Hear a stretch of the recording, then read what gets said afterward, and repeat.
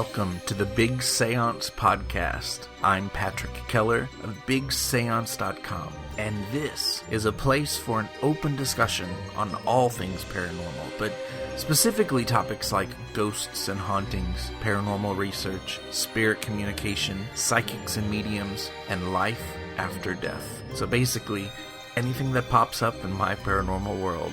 The candles are already lit, so you might as well come on in and join the Séance. Hey, come on in. Patrick Keller here, and you're just in time to join us at the Big Séance table. I like that. I think I'll use that more often. This episode is number 3, but it's our first week on iTunes, so this is very exciting. If you've joined us from iTunes, be sure to subscribe, drop a line, give me some feedback, and share with your friends, etc., etc. And you can also find us, of course, at BigSeancePodcast.com. But you know what else is exciting? If you had told me 5 years ago that I would one day be chatting with today's guest, Annie Wilder, on my very own podcast, the very Annie Wilder that lives in a very haunted house that is not only featured in a book, but on TV as well, I am not sure I would have believed you. But believe it, because she's here at the table with us. Hi, Annie. How are you? I'm great. Thank you so much for having me on your podcast, Patrick. I'm very honored to be here. If you think you're honored, trust me, I'm honored that you're here at the Big Séance podcast. Thanks for being with us today. I'm excited. I really like your blog. I like your take on paranormal matters, and I think it's going to be a fun discussion. Thank you very much for that. I appreciate that. Well, let's get to Annie's bio. Raised in a family with Irish-German roots and strong intuitive abilities, the unseen world of angels, spirits, and lost souls has always been a familiar part of Annie Wilder's everyday life. She is the author of several books, including House of Spirits and Whispers, a true account of living in a haunted house, Spirits Out of Time, a collection of true family ghost stories, Trucker Ghost Stories, which has unexplained stories of legends and lore of the road, and most recently, a memoir written by Annie, her dad, and her 97-year-old great-aunt Clara called Bootleggers, Bloody Town, and Deep Creek, True Childhood Stories. That last one is a Kindle single ebook. Annie hosts haunted tea parties in her spirit-filled Victorian home nestled in a sleepy Mississippi River town in Minnesota. She has been a guest on the acclaimed radio program Coast to Coast AM with George Norrie and appeared on the Biography Channel's show My Ghost Story. Her ghost experiences have been featured in national print and online publications, including First for Women magazine and AOL.com.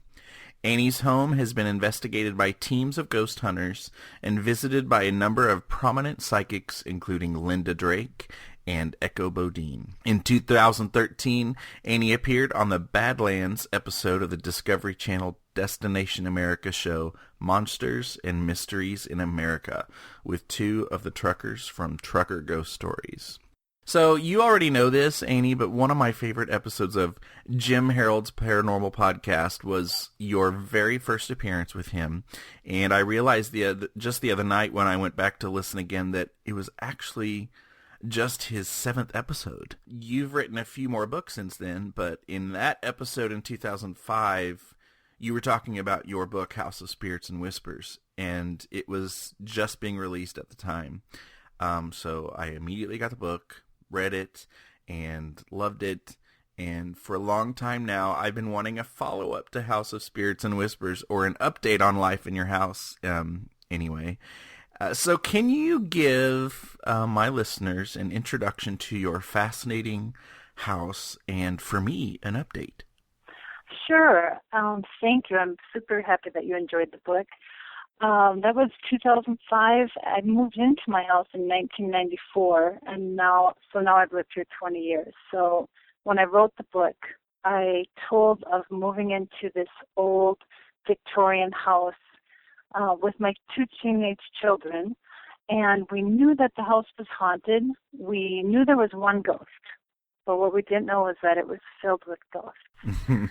And the ghost that we were aware of, or spirit, was, we're pretty sure, the old man who had lived here before us. And we figured that out because the house had been turned into a duplex in the 1930s and then a triplex in the 1960s. And the back apartment was where the old man, as we called him at that time, had lived. And that was the part of the house that felt the most haunted. And the way it felt haunted was, my realtor and I had looked at many, many, many old houses, and there was only one other one that we thought was haunted. So it wasn't just because it was old. But one thing that was strange immediately was when you stepped inside the house, it was like stepping backwards in time. It was like everything was still.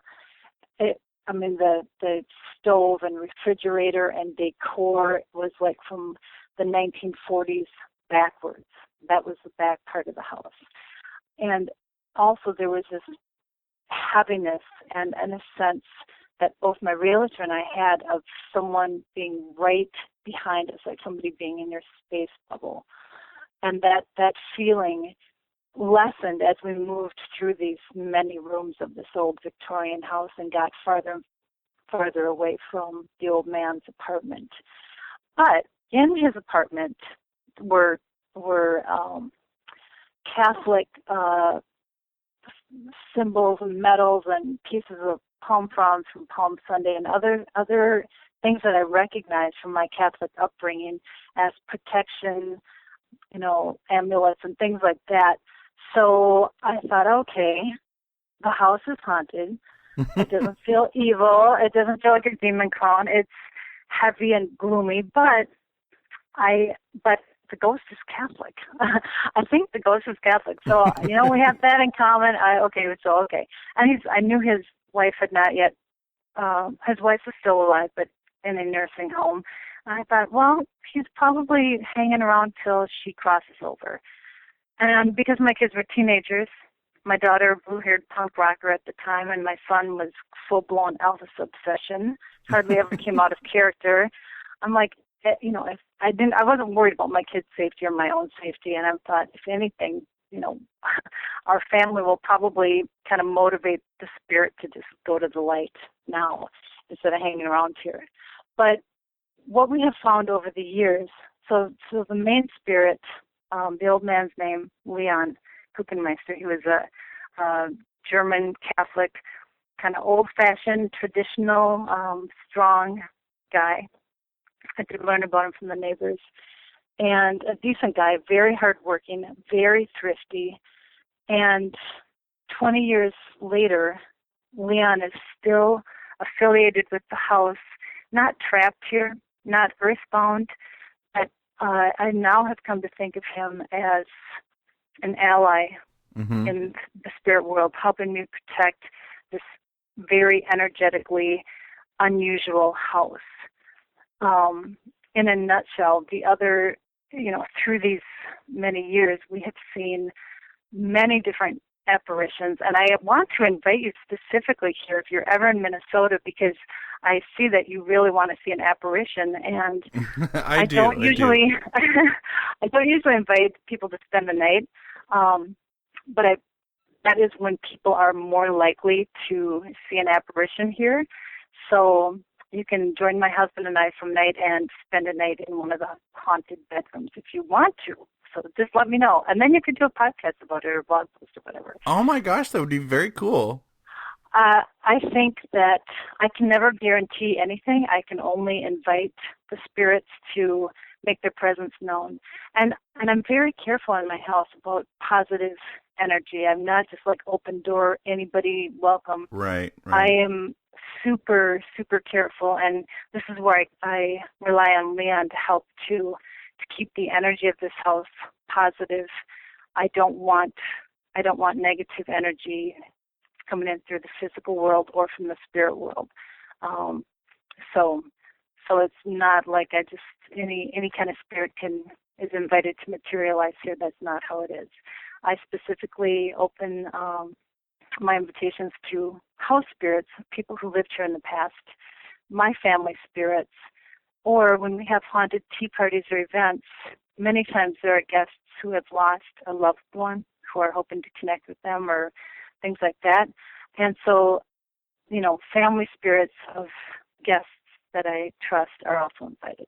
But anyway, so over the years, we have come to, Leon was the ghost, the old man ghost when we first moved in. And now he's become more like just an ally and a friend. And other spirits that we have seen quite, more often than, other spirits that are the common spirits here are two old-fashioned spirit girls who lived here with their family in the late 1800s and early 1900s. There was a spirit that I called Dark Man that appeared in my room one night who was oily, oily skin, oily hair, dark hair, and kind of swarthy skin, and then he was wearing all black, and even his clothing had like an oily sheen, like gasoline on a mud puddle, that kind of, iridescent or whatever. I've seen a woman who was made of light.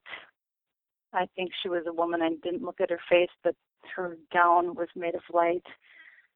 And shadow people, I don't want to call it a shadow person, a shadow blob that seemed sentient. It seemed aware of my turning to look at it because I'm like, what is that? I became aware of it out of the corner of my eye and turned to look at it full on, and it literally kind of contracted in a little bit and then just whooshed from one doorway to another doorway.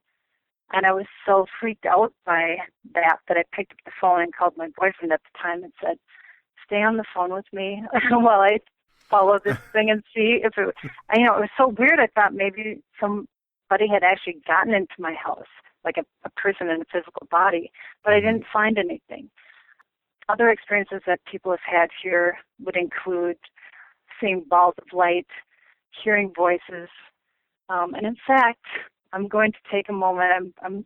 I'm going to invite Leon and the Spirit Sisters, or any friendly family spirits that you or I may have, to communicate during this interview. If they want to make their presence known or get a message through, we have had a lot of stuff come through on the phone. And back in the old days of like a message answering machine, we would have somebody would be leaving their message, hi, blah, blah, blah, whatever. And on top of their message would be whispered voices that they were unable to hear because I called, people back. Did you hear anything when you were leaving your message? No. Why? Because while you were talking, we can hear a voice in the background, whispering. Okay, wow. So, right. And the spirits, we had a phone message where the spirits were whispering my name. Now, Annie Wilder is my pen name. But it's a pen name I like. I'm very connected to.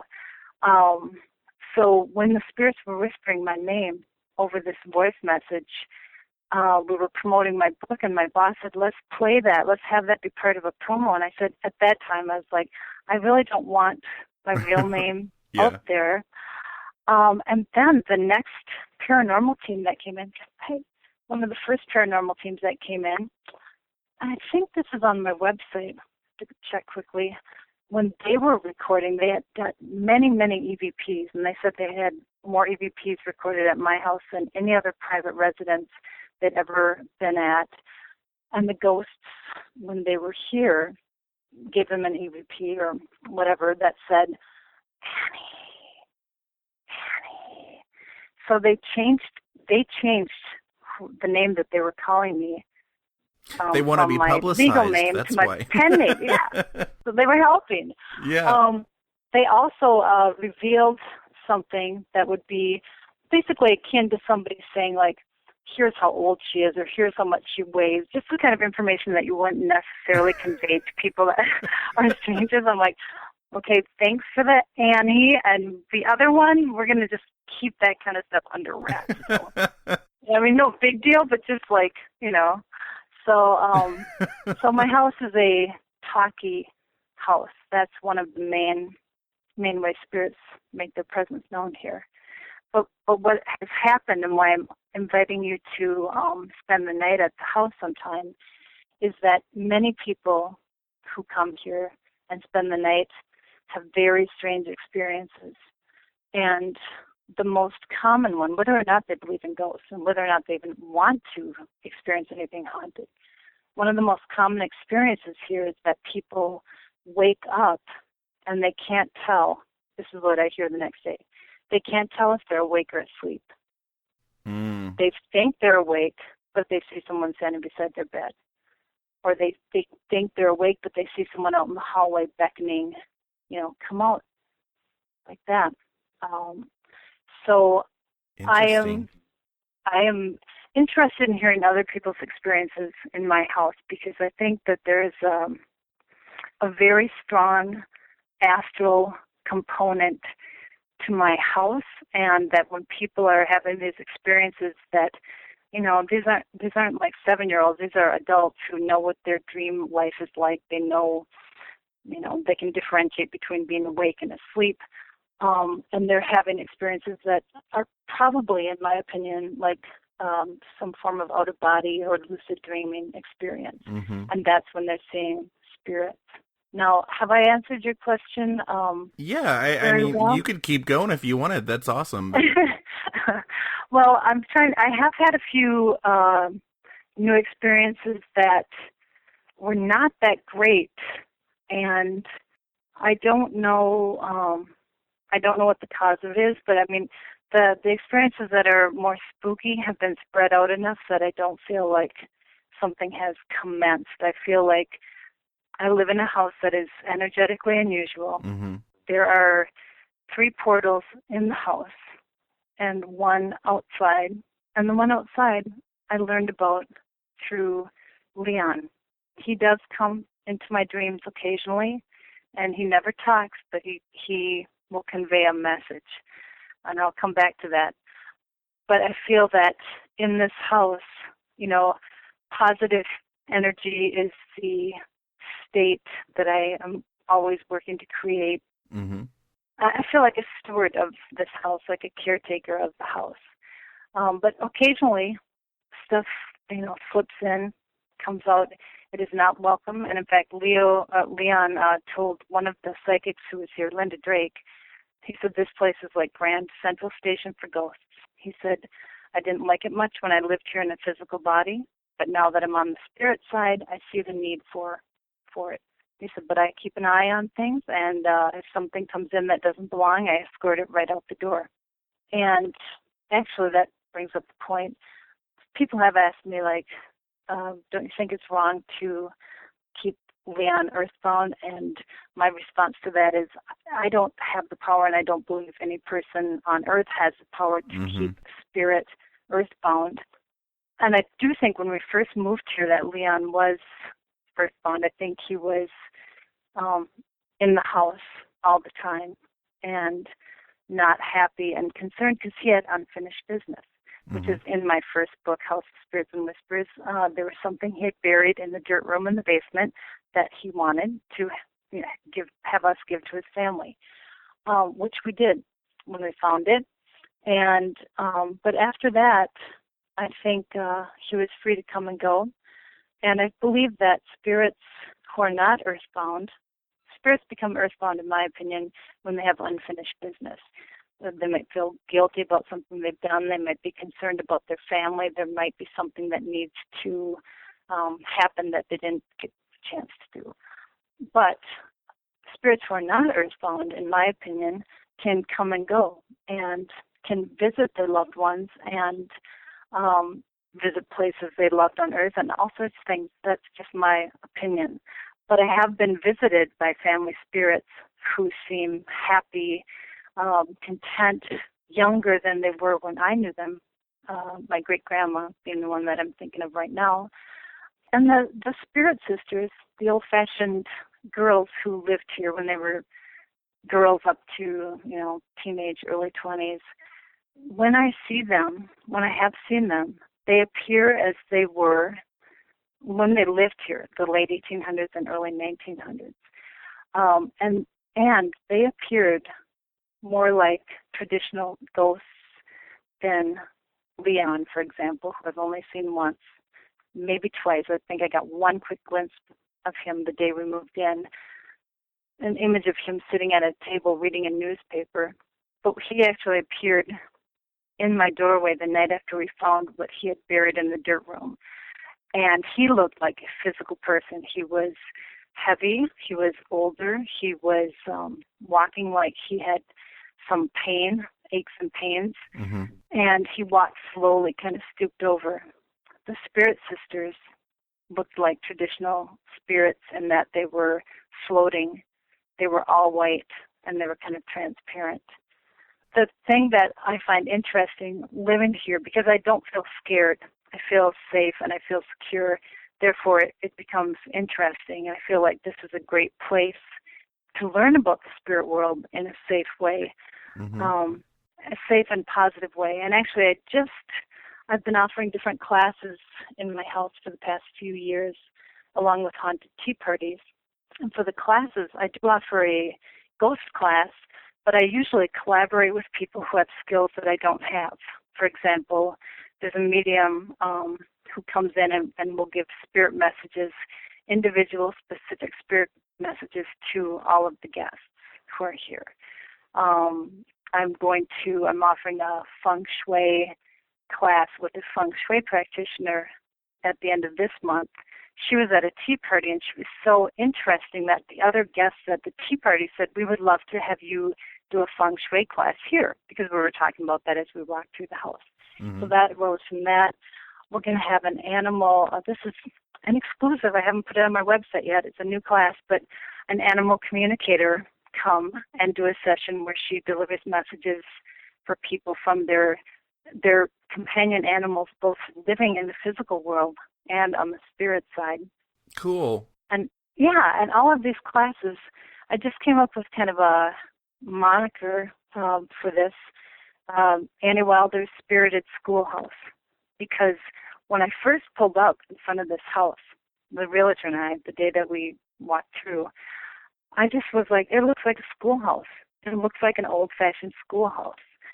And at that time, it had this siding that was rolled roofing that looked like brick. So it looked like an old brick house with a big porch, big front door. And that was my impression. And I have come to believe that this house is a place of learning, and it actually likes being a learning center for people. It likes, in my opinion, my house itself has kind of a personality that it likes having people come and go. Because when it was built for a family that was kind of prominent and well off. All of this houses on my street, it was called the Silk Stocking District. So this is where the bankers and the merchants built their homes. So there's a lot of really great old homes. But it was kind of a place where people entertained and people came and visited. And as my house got older and time passed, things just became quieter and quieter. You know, it was turned into a duplex in the 1930s when the economy was tough. Then it was turned into a triplex.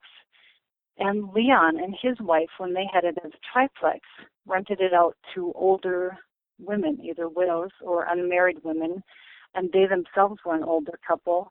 So its last few decades, the house, you know, people who lived here were older people who didn't do a lot of entertaining, were pretty quiet, you know, and kind of more inward lives. And so I feel like my house is, I feel like houses have a life, they have their own life. And my house had become like a very, very old person, kind of, you know, quiet and inward turned. And it was structurally in good shape, but, you know, it definitely needed, in my opinion, a little bit of color, a little bit of paint, some, you know, sunshine and breezes, and just kind of open it up, you know, and make it come alive again. And that's, now it's starting over like a new cycle. That's the word I was looking for, life cycle. Houses have a life cycle. So yeah, I don't remember where we started. I'm sorry. That's okay. You've actually, I'm looking at my questions here, and you must be intuitively kind of seeing my questions because you're answering them as you go along, so that's just fine. Oh, I was going to say new stuff. I have a book that I've started. I have 2 books that I've started, follow-up books to House of Spirits and Whispers. Yes. I am I am a writer. I have been a writer my whole life. When I was a little kid, what I wanted to be when I grew up was a writer, and I was writing stories all the time. So I am wired to write. Mm-hmm. At this moment, the last few years of my life, I am having a hard time writing. I mean, I can write stuff, but if it's not flowing from a place of creativity, then it's not the kind of writing that I want to share with the world. It has to be, there has to be some energy to it that is that makes people want to read it. I feel like something is not. This is not as much as I intellectually want to keep going forward on these books. There's something that's not in the flow yet, and I don't know what it is. And I'm trusting that when the time is right, it'll happen again. And in the meantime, I have my notes, I have things I'm adding, I'm keeping track of stories, and I'm doing a bunch of editing projects and writing projects for other people. But yeah, I want to do a follow-up. I have had, since House of Spirits and Whispers came out, I've had many paranormal groups come through. I've had many psychics. We've had these, spirit classes and haunted tea parties, and some very interesting things have happened at these experiences too. So there's a lot to talk about, a lot of new stories, a lot of new information, and I am ready to go. And I do keep, taking it out, working on it. Are we there? No, not yet. And I'm old enough. I trust myself. It's like it'll come when it's time to come. Yeah. Things happen when they're supposed to. And I do feel, with my first book, I felt like I wrote it in 3 months. I had a deadline, and at Llewellyn, where I worked, they said, if you can get it done in 3 months, we can put it in the fall catalog for Halloween. And I said, okay. And that was motivation. I got it done. I just got up in the morning, went to work, came home, ate supper, sat down and wrote every day for 3 months, just finished it. But I felt like the house and the spirits were behind me. I felt like they were helping, and they were interested in having the story told, and I felt their support and energy. I tried to do a follow-up for my second book. It was blocked. It was blocked. I don't know if it was the spirits or the house, but that one was blocked, and instead I wrote a book of family ghost stories, which in retrospect, I'm very happy that that book came out, that was Spirits Out of Time, came out when it did, because I used, as a source of some of the stories, my Uncle Larry, my dad's brother, had collected, family stories going back to the 1800s. And so I had excellent stories, many of them because of my Uncle Larry's work. And he passed away shortly after the book came out. And so I was very happy. I dedicated the book to him and to my mom's sister, who had collected stories on my mom's side of the family. But I was very, very happy that Larry got a chance to read the book and get a copy, before he passed away. So that was good. So yeah, I've got more stories, working with the spirits, and hoping that I have something within the next year. So it sounds to me like you're in like this kind of journaling and logging kind of collecting phase right now. Yeah, and I like doing that too. I actually love writing. I love writing, and it's very unlike me to be more in, I call it Kali mode, the Indian goddess of like destruction and creativity. I'm kind of in destroyer mode right now, which is why editing is so good. Take away the stuff that doesn't need to be there. That feels great. And I think I started to tell you that there have been a few things that are a little bit darker that I've experienced in the past few years, but that it didn't turn into like a huge pattern, but one. And I can't even remember if I wrote about this, or if I've talked about it, but these little hooded beings that appeared beside my bed. I remember that. Yeah. That was, I think I talked about that to Dave Schrader, because he said something about, he made a Star Wars reference.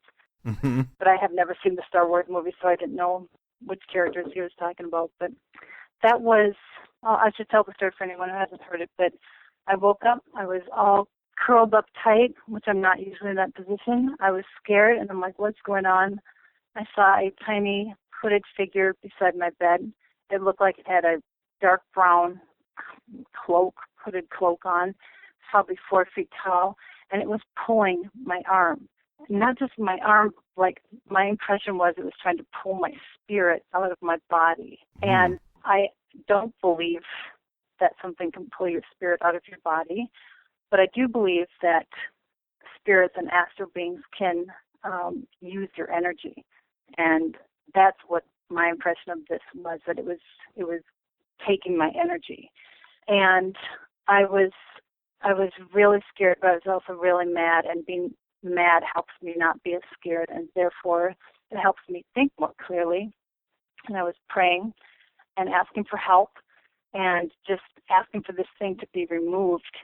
But I wasn't really terrified of it because it was so little, you know? Mm-hmm. And if it would have been a 10-foot tall hooded being, it would have been a different matter. But it was little, and it was relentless. But what happened was it got, like, removed. In other words, it was, like, picked up from something I couldn't see, or just pulled backwards up to the ceiling of my room. And when I looked up and saw that, there were 2 more behind it that were also being taken away. And that was the moment that I got really scared, because one little being is, you know, weird and freaky, but it didn't seem that terrifying. But if there was, you know, more, like, okay, maybe one I can stave off, but what if there's just an endless number of these things that just keep coming? So that was kind of freaky. So do you feel like the praying helped in that situation? Yeah, I think that praying always helps. Yeah. I think it can never hurt. And when I moved in, I am no longer Catholic, but I left all the Catholic, medals and things up in the house, because I also feel like I'm very respectful of other religions, and any practice that, you know, peacefully recognizes that there is a divine source in the universe, and that you should treat other people the way you want to be treated, and things that are tenets of many different religions. So, yeah, I think praying is always a good thing.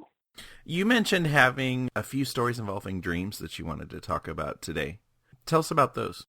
Okay. Well, I love reading your dream stuff. I'm actually really into dreams, and I have very cool dream experiences. Moving into this house kind of amplified everything as far as dreams and out-of-body or lucid dreaming and things like that for me. But one of the things that I wanted to talk about as far as dreams was that Leon has come into dreams to give me messages, but he doesn't ever talk.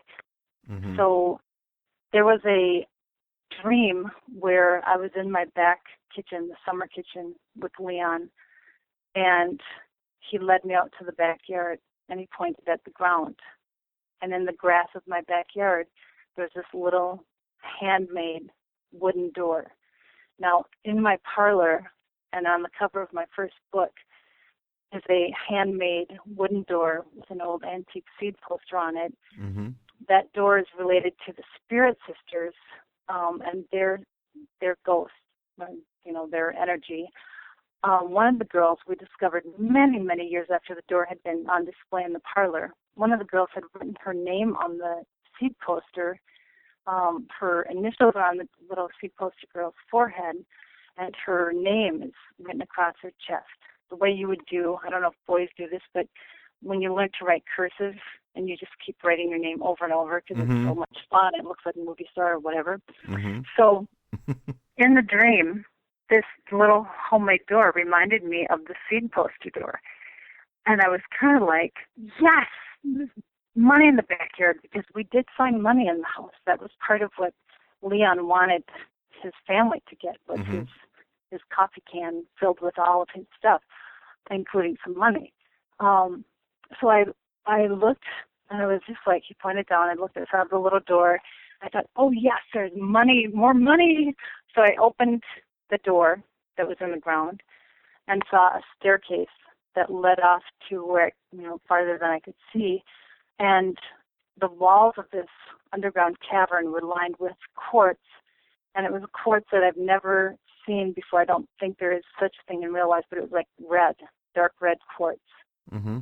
All right. Well, I didn't go back in my backyard and dig because we actually have gotten a few messages from psychics that there's something there's more buried in the dirt room right here, there's something here, and we have dug around and dug around and dug around and not found anything. Mm-hmm. But I just kept it in my mind, like, okay, well, maybe someday if we're going to have NSP come out and tell us where the power lines are in the yard, I'll have them check back there, and then maybe we'll dig a little bit. 2 years later, or a year and a half later, something like that, I was out to dinner with Jody Levon. She's a local psychic.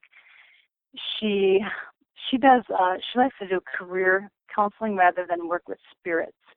So her psychic abilities and intuition are usually used in a completely different setting. She actually is not that interested in spirit stuff, but she's on a local TV show, Twin Cities Live, and they wanted some, different settings, have her go out different places, so she was going to come here. And she had never been to my house, even though we'd been friends for like 4 years. So we were out to dinner and talking about when they were going to come and stuff like that.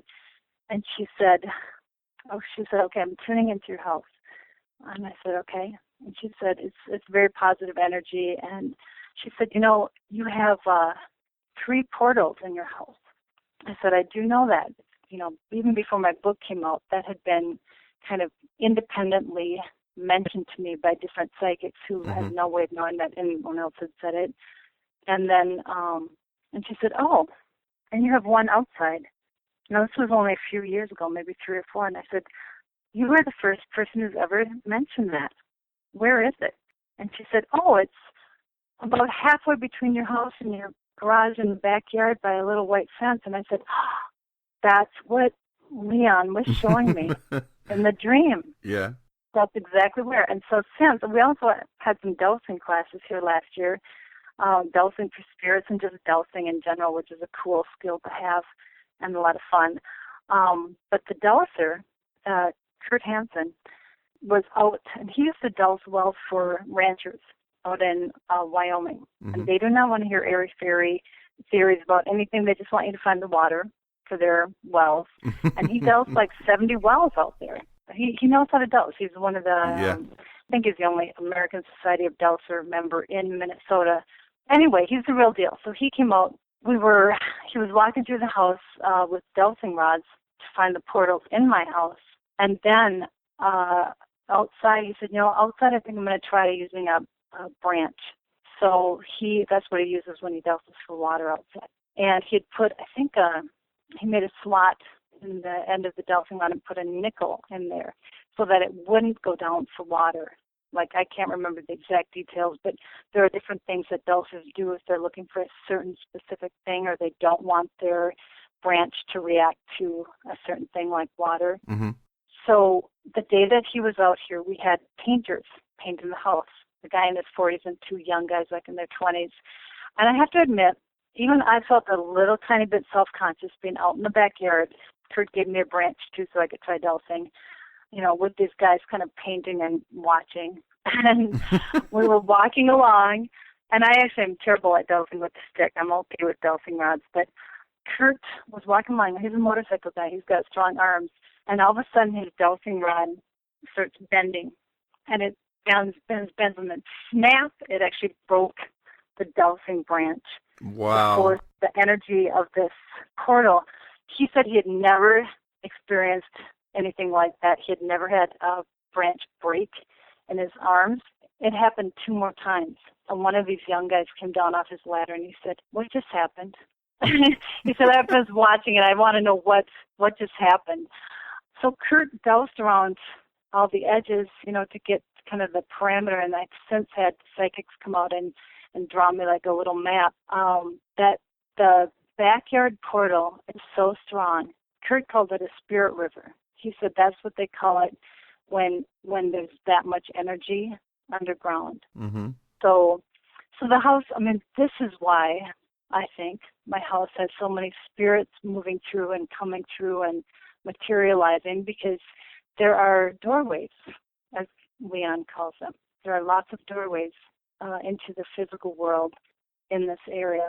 And I live near the Mississippi River, so I think the river itself and the river valley is a source of energy that spirits can use. I think moving water is a source. Yeah. So here I am in my interesting old house, learning and living, and I'll give you a quick story of the tiny ways in which it's interesting to live in I don't even know if this is haunted. I just think it's a strange house in a good way, wonderfully strange. My husband owns a duplex nearby that is also haunted. We knew the man who lived there before he died, and we knew the people who moved in after he died. She didn't know him, but she was visited by him. And interestingly enough, when he was alive, his nickname was Spook. So that's going to give you an idea of his energy. So since that has probably been 5 or 6, 7 years since Spook passed away, and my husband owns it. It's a duplex. Some people moved out. We were over there this week painting and cleaning and making repairs and things. Came home the first day. My clock had stopped in the kitchen. Well, that's not, okay, clock stopped, whatever. But instead of putting new batteries in, because I live in a weird house, I just set the clock to the right time to see if it would stay on the right time. And it seemed to. We went to bed. The next day we got up. That same clock was an hour fast. Now it's been, so then I set it to the right time. Now it's been 3 days later. It's on perfect time. It's, I'm looking at the second hand right now. It's moving 1 space per second. So little things like that are just anomalies, that might not mean anything, but they're just kind of odd and interesting.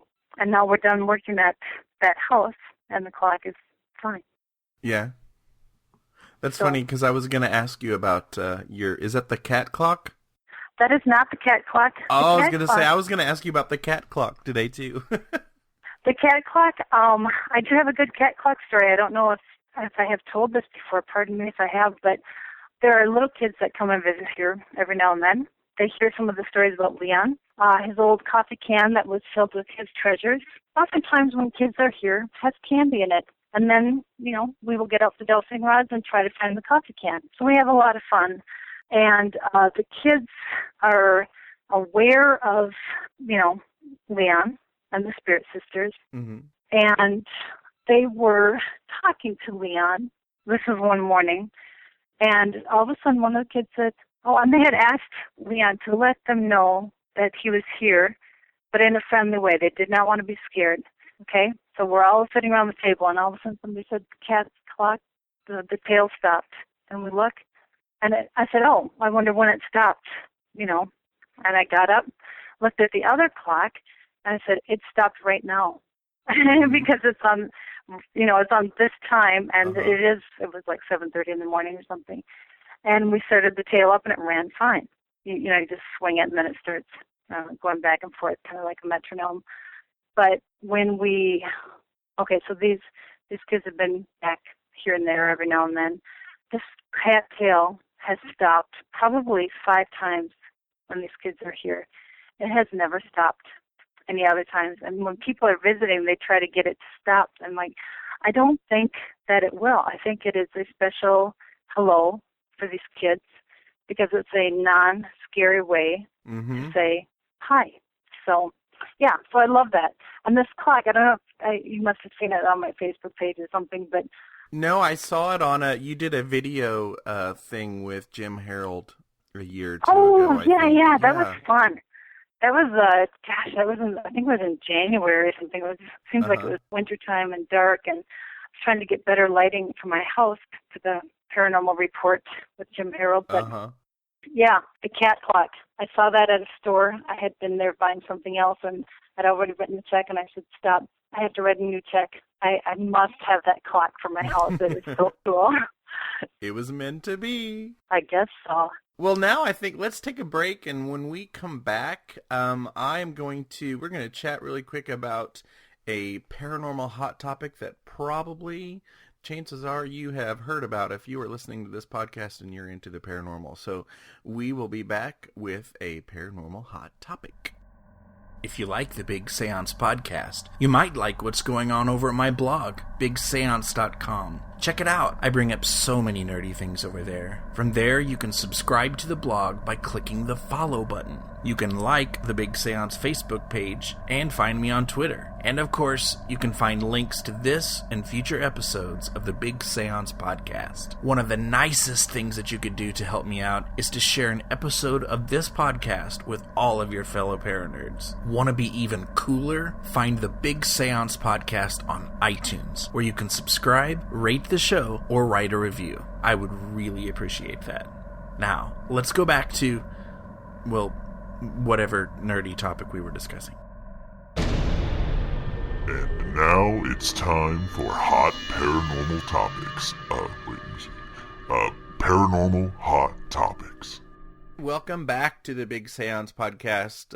We're here with Annie Wilder, who has been telling us so many cool stories of things going on in her home. I feel like I've got a great update. And what I wanted to do is for our paranormal hot topic today, chances are you have heard about the Ouija board story with the little orphan girl from Mexico, well, teenage girl, I guess I should say, from Mexico, who was trying to contact her dead parents, which is kind of the sad part of it, I guess, one of the sad parts about it.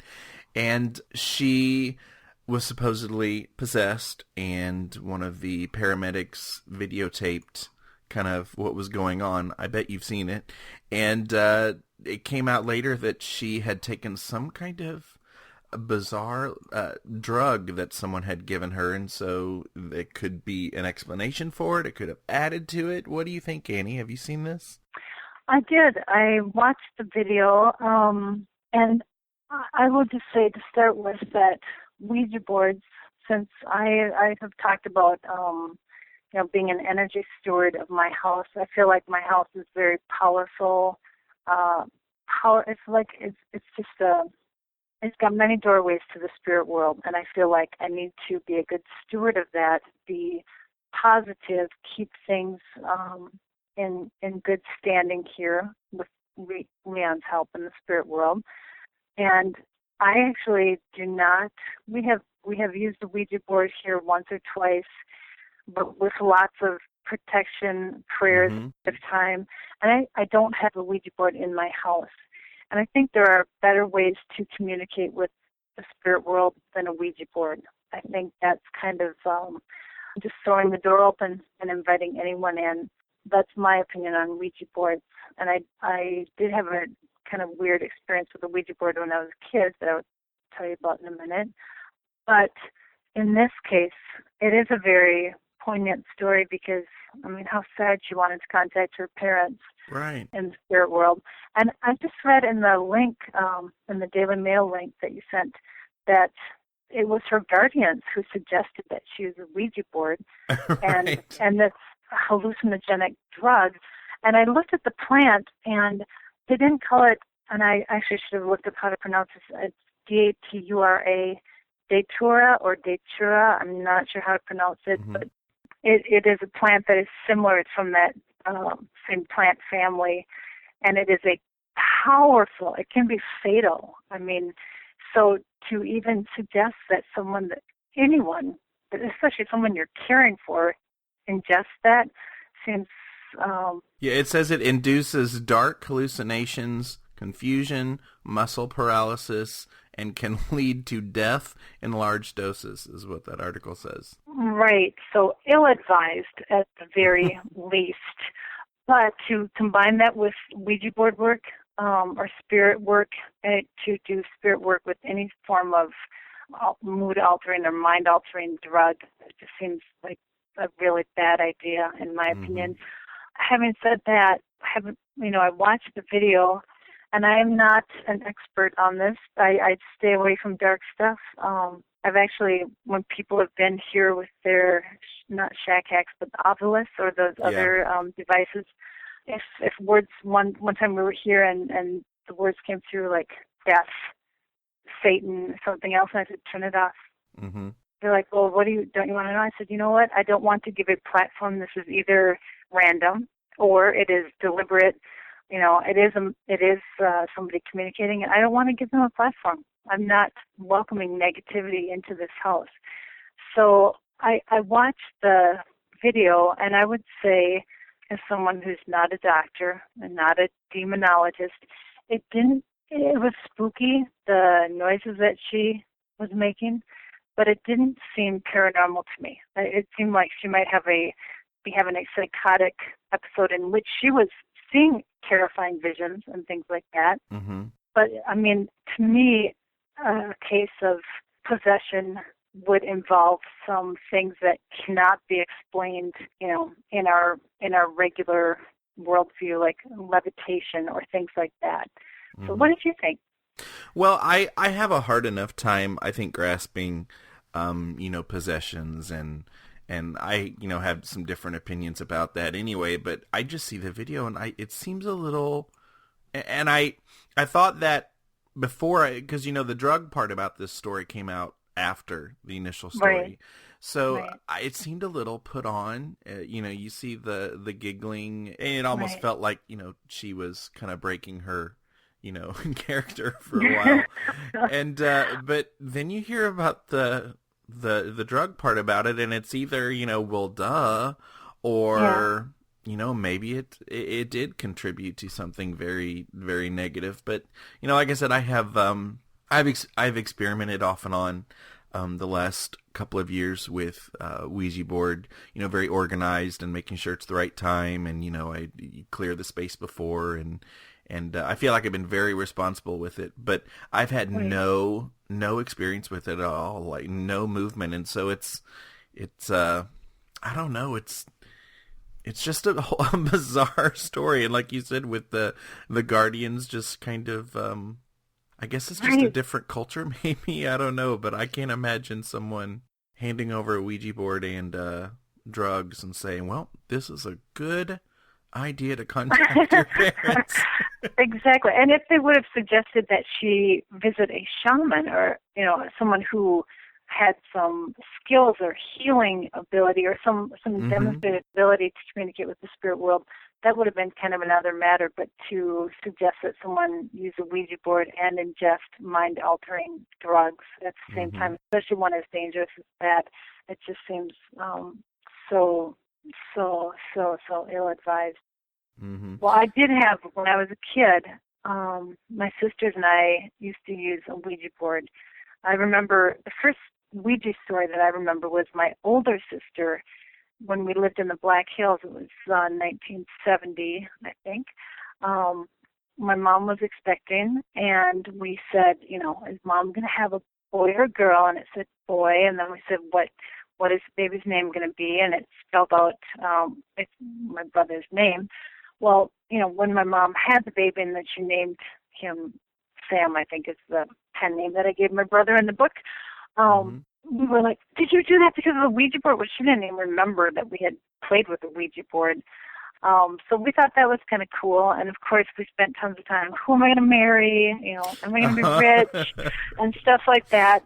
But when we moved back to Minnesota, my sister, who's 1 year younger than me, and then I have another sister who is 4 years younger than me. So the two older of us would work the Ouija board almost every day after school. They got to the point where it was almost like having a conversation with someone, like where the Ouija board would, now keep in mind at this point we're probably 10 and 9 years old, the Ouija board would say things like, you girls look nice today. Okay, now as an adult, that just makes my blood run cold. But as a kid, it's like, okay, well, the Ouija board is friendly, it's like he's our friend. And so one day we were playing the Ouija board, and my little youngest sister was watching, and Betsy and I said, Ouija, who are you? And the board went, L-U-C, and we're like, Lucy?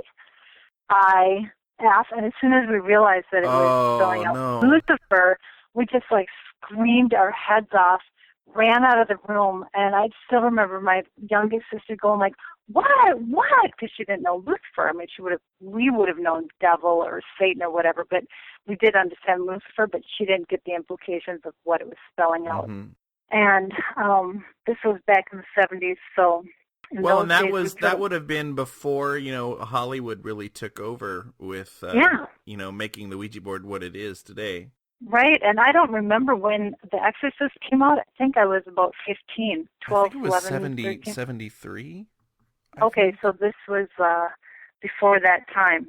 And we had already thrown our Ouija board in the silo in the barn. We got rid of it. I mean, we didn't even want to go back into our room. When we went back, it was still sitting on the floor in the same place. Mm-hmm. Hadn't crawled up the walls or anything, but we were just like, get away. We just threw it away. Well, that'll be a quick story to... kind of give Karen Dahlman. Karen Dahlman's going to be on in a couple of weeks. I'm so excited. We'll have to ask her about that. I can't wait to talk to her about Ouija boards. Yes, that would be great. To kind of close up our conversation today, it's been so fascinating, and I would love to come to your house sometime. It cool. just sounds like stories for days. But I want to ask you, in the 20 years now that you have lived in your house, what have you taken away from it? What have you learned from being there? Well, I guess I believed in life after death, that we exist our true being is a spirit, and that sometimes we are in a physical body and then we're back in the spirit world. I actually have come to believe in reincarnation, so that there's a saying, you are a spirit, you have a body, but who you are is actually your spirit self. And so living here has confirmed that for me.